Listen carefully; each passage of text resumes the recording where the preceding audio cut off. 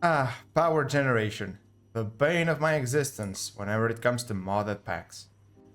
Why do I say that? Because no matter how hard I try, I still have a lot of power issues in every single mod pack I play. Now I did do a live stream where I built this area, and we also built, well, an obsidian generator plus a sieving area to get us basically all the dust recipes. Now, the problem here is that I upgraded these guys with diamond upgrades. As you can see, each one of these takes 512 RF per tick. Now, I thought I was doing the math right, but I'm not.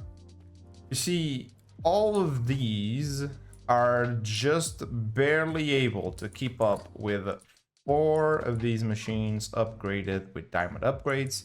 And I also have this one, but this one is not even upgraded. So these machines are also even barely running. So basically all my power is being used right there. I'm also using these right now to do some extra things, like some extra steel. So they're taking a little bit of power as well, and they're actually, my system's actually managing. But if I try and put these diamond upgrades on those other two, my system is not enough. So I had the goal for today's video, which is to find the best early game power generation you can have. The one thing to have in mind though is that these machines, they take RF per tick, but mechanism stuff, it actually does FE.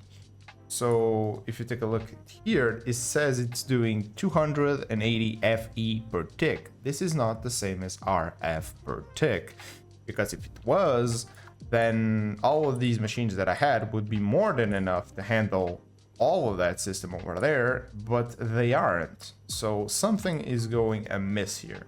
Now, as you can see, I'm having an input of 6.40 thousand FE per tick, and that's the maximum output of the energy cube as well. So it basically cannot output more than this, which means whenever I'm actually doing this at full system, if I'm losing power, that means I'm consuming more than I'm generating. So I have to find a way to get as much energy as I can to run all of these machines. Now, I could immediately bump up myself to the gas burning generator, which is a pretty good machine. It outputs a lot of power.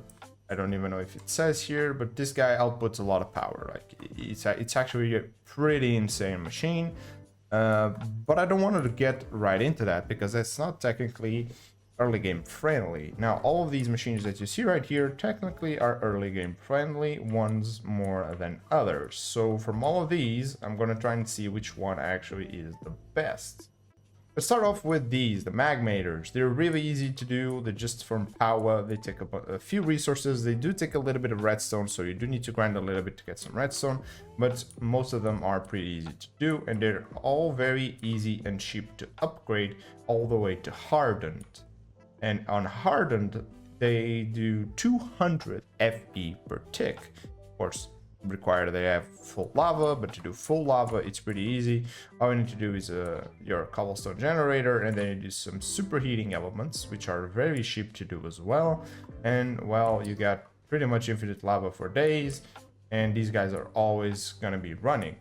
The problem with these is technically we have 1,000 FE per tick here because we have 5 machines, so these guys are doing 1,000 FE per tick, and that's not good enough. Like that's just not good enough. So we could upgrade them, but if we upgrade them, the only issue here being is that they would take blazing crystals now, and blazing crystals require either blaze powder or blaze rods, and this system, even though we have a lot of blaze powder, requires a lot of power itself, and it's not easily automatable at the early stages of the pack.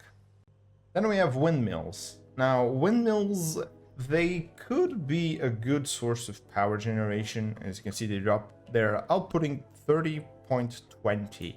Now, they do work better at higher altitudes, where at Y71 here. I guess they're at Y71 there. So they could be producing a lot more power, but they only do, I believe, up to 80 or something power. I don't know the exact number, but if you have, I got 10. If they do 80, that's 800 FE per tick. So these 5 machines output more than 10 of these windmills, and of course they can technically occupy a little bit less space than these guys. And then we move on to what I believe it's probably the best early game power generation. And that's biogenerators. Why are biogenerators so good? Well, as you can see, a single machine is outputting 280 FE per tick. So just 4 of these are better than 5 of those, and those require a lot more space than just 4 of these. Now, these ones do require an input of biofuel, and biofuel does need to be produced through a crushing factory or a crusher. Now, as you can see, the system I have here is using an advanced crushing factory, and it's crushing moss blocks into biofuel. This is a pretty good recipe because you can use the Psycraft extractor to get tons and tons and tons of moss.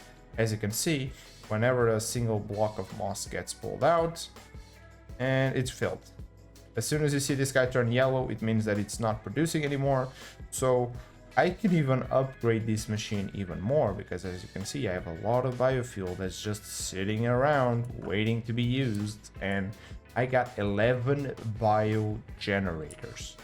So I think my goal will be to reform this entire area and try and maximize the output of biofuel to just get a bunch of biogenerators and make them my main power supply for the start of this pack, because I need to automate this guy, which, well, this guy is already automated, but I need to fully power this side of the thing, because this is only running super slow, 1 block at a time basically, and I want to give these to the diamond upgrades to do 16 blocks at a time and do it a lot faster while these are running, and I'm getting all of these resources so I can then progress further into the pack. Now ideally I would also do another setup that would do, I believe, is deep slate, because I believe the deep slate we can actually crush as well with a hammer, and then if we sieve it, then we start getting some extra resources, those being platinum and uranium. We are not doing these guys at the moment. We should do these guys because there's a lot of other automations that need to be done, like netherrack and endstone. So we do need a bunch of power. So we do realize why I need to fully upgrade this area. And why is the biogenerator so good? Well, it's dirt cheap in terms of resources. It only takes a little bit of biofuel, so as long as you have a crusher, you'll get biofuel. And then some pieces of redstone, some infused alloys, some iron, and basic control circuits. Now, if you already have this system going for a while, the basic one, then you start getting a lot of these resources by hand, and then you can start just pulling out a bunch of these resources, just a lot of biogenerators.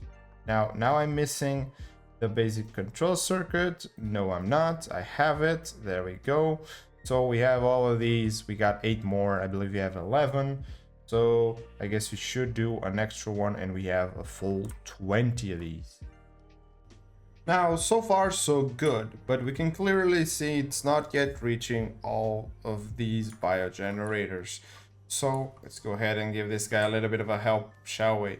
Gonna give him an energy upgrade so it can hold a lot more energy and it's a lot more efficient. And we're gonna give it a speed upgrade. Now it's doing 1000 FE per tick, but it should be all right because we should be outputting now enough biodiesel or biofuel to all of the generators, so they should all be working just fine. Now, of course, we do need to keep an eye on this. As you can see, now it's just lowered from 2000 to 1000, so we might need to do an extra one But even if we do, this is very, very cheap to do, so we can always expand on these to the sides. Now, if we do our math real quick, we realize that these guys that are producing 1000 FE per tick, they're by themselves feeding this machine. That's whenever it's full speed, it's consuming 1000. Because as you can see, right now is not consuming at full speed because all of the biogenerators are full. But that also means that all these biogenerators are mostly using their energy to feed up this system. And I did just upgrade these into the diamond upgrade, so I'm now just force testing this entire system. And yes, it does have its flaws with enriched gold and enriched tin, but I'm not really gonna mess with that. I'm just gonna leave it be because this is not perfect by any means, so we have to move into something better, but for now it works. So I'm not really gonna complain about that. And yep, I think we are good. Now this guy is losing power, but most of these ones are not. Okay, they're starting to lose power, but then they quickly regain it. So I don't think that's any issue whatsoever. And they're all full. They're all full. I just need to see this guy go to 2000 and not drop.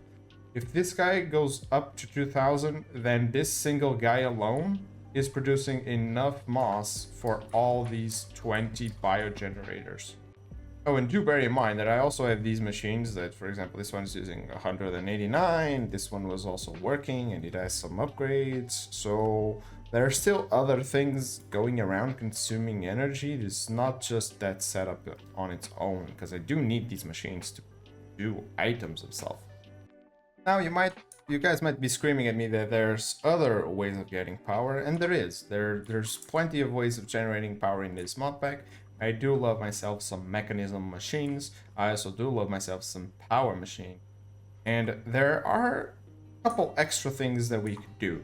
Now, for example, if we go into the power mod, we actually have the thermal generators, these bad boys. Now, these bad boys are all cool and dandy, but if you have make any of them, you probably need to make the hardened one, and this one. And it says it produces 150 FE per tick, which is good. It is good. If you follow the quest line here, as you can see, it tells you to make the thermo generator, because you can just put lava, just put lava underneath it and give it water, and boom, you got power. It doesn't need anything else. You don't need biomass, biofuel, whatever. But then we can also use this, a block of blazing crystal. Now this block has a thermo generator making 280% more power. I really want to test this out, because if the machine does 150, does it mean it does 280% off this 150? I need to check it out. So let's test this out. If you put a block of blazing crystal and generator underneath it, it's producing 80. Yeah, it's still producing 80 FE per... No, it's actually producing 280%, so it's doing a lot more. It's doing 224%. It does have some water because I had it water before. This is still the basic version. So yeah, these blocks are really, really good. So if we upgrade this guy to the hardened version, it should do even more. Like this bad boy, 150. That's more than double, so this should be nearly 500 FE per tick, and it does take a lot less of a footprint.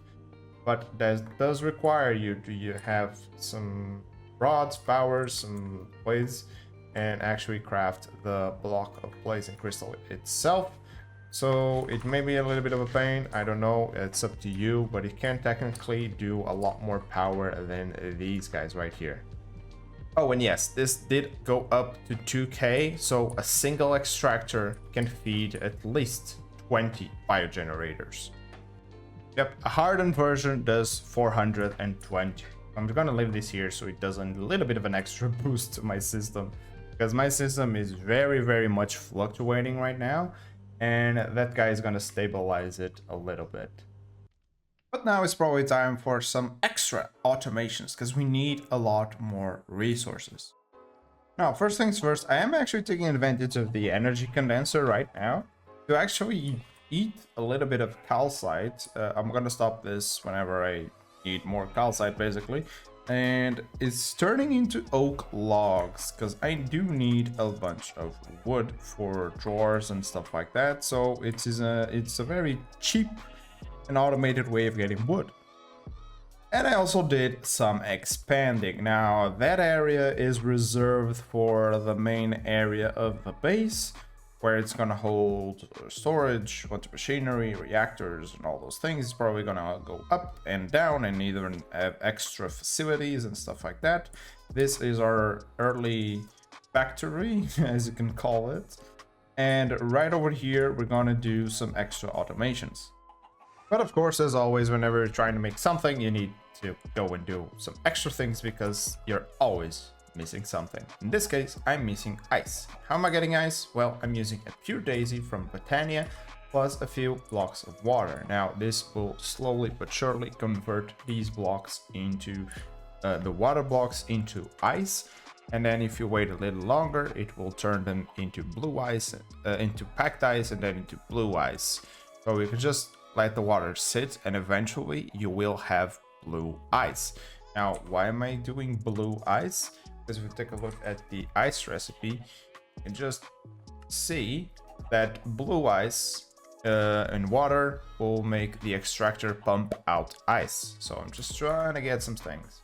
Oh, it gives me snow. Hold up. I thought it would give me ice blocks. Well, fear not, because even though this just gave me some snow and I'm derpy because I'm not using the tool that I should be using, we can still get ice out of there. We got snowballs, which are technically even better, because now if we grab onto some of these barrels, we can get ourselves some ice. So I believe you just put a water bucket and a snowball and boom, you get a block of ice. Pretty cool, right? Of course, you might be wondering, why do I need ice? Well, for this recipe right here, in order for us to farm deep slate with the extractor, we need packed ice, lava, and a magma block. And we can also use the igneous extruder, but even this guy needs packed ice.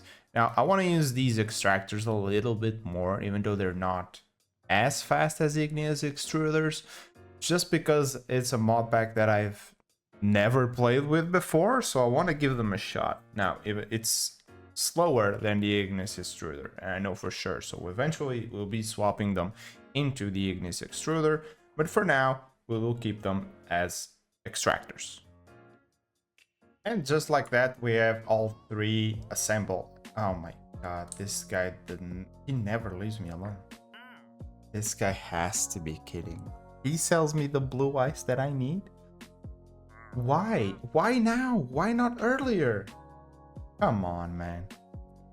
And just like that, we have this thing set up, and arguably looking a little bit cleaner than this area right here. Though this is only a row, this guy has a little bit of a compact setup. So basically, deep slate comes into here, and then comes into here, and I'll take this out for now.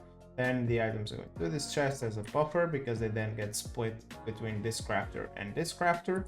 And from them, as you can see, I also have them filtered, so it only accepts the correct items.